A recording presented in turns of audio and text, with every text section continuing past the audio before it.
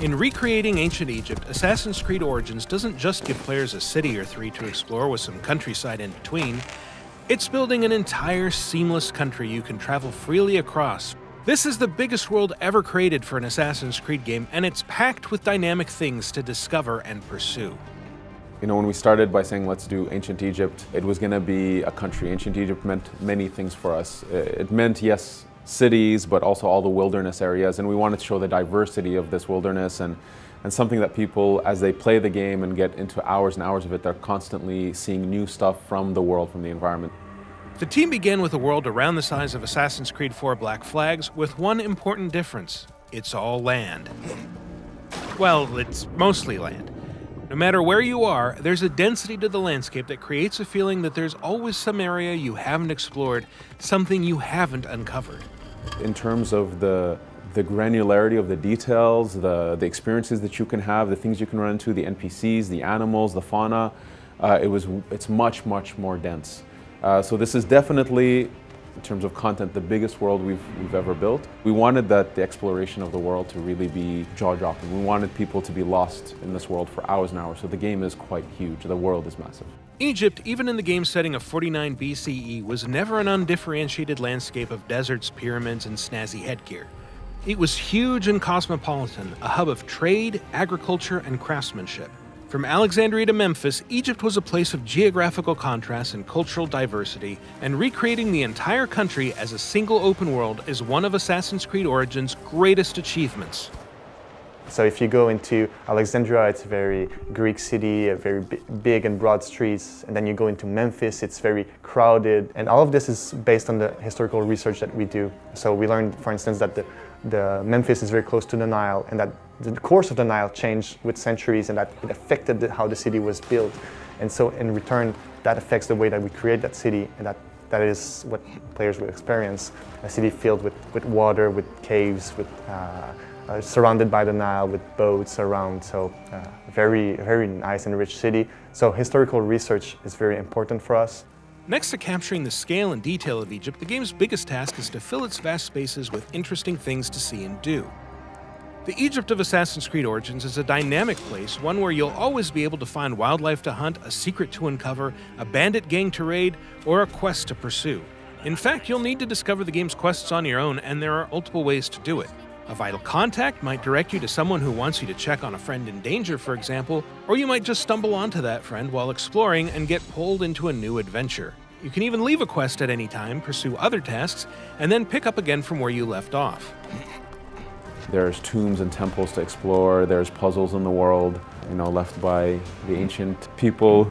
There's a lot of really cool activities to do in the world. There's a huge density there.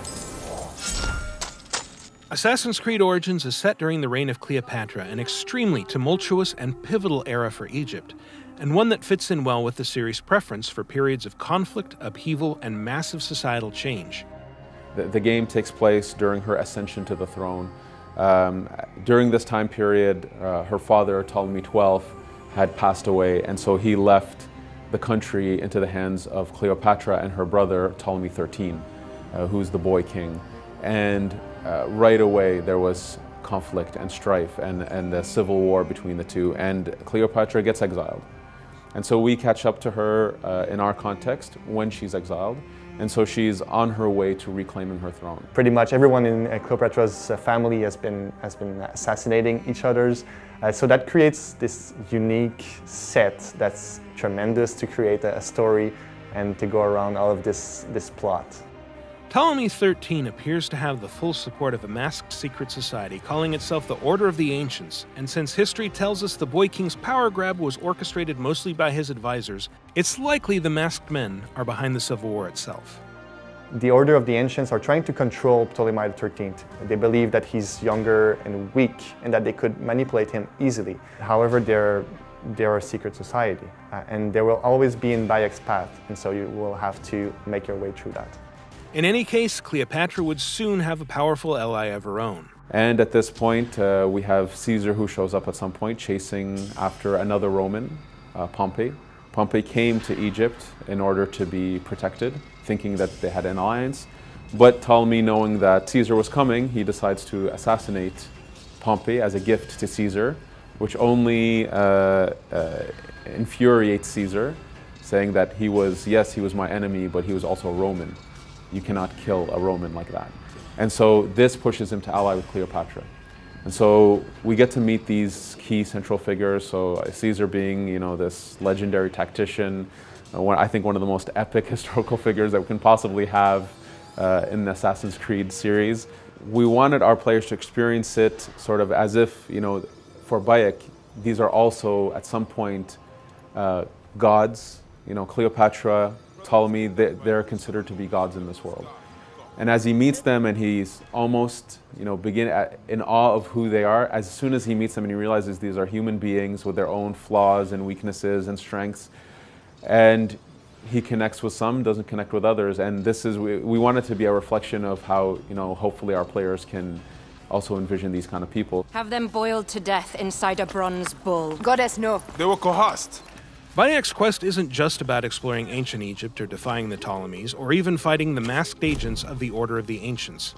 It's about finding a new place in a world whose changing traditions have made him obsolete, and it's a quest that will lead, eventually, to the founding of what we now know as the Assassin Brotherhood.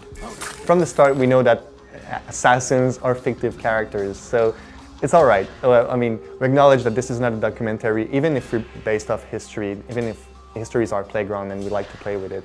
So Bayek, within that environment, even though he's fictive and he interacts with real people, we tried to make it believable. That really roots him into the realm of Egypt. Assassin's Creed Origins is coming October 27th for Xbox One, PlayStation 4, and PC.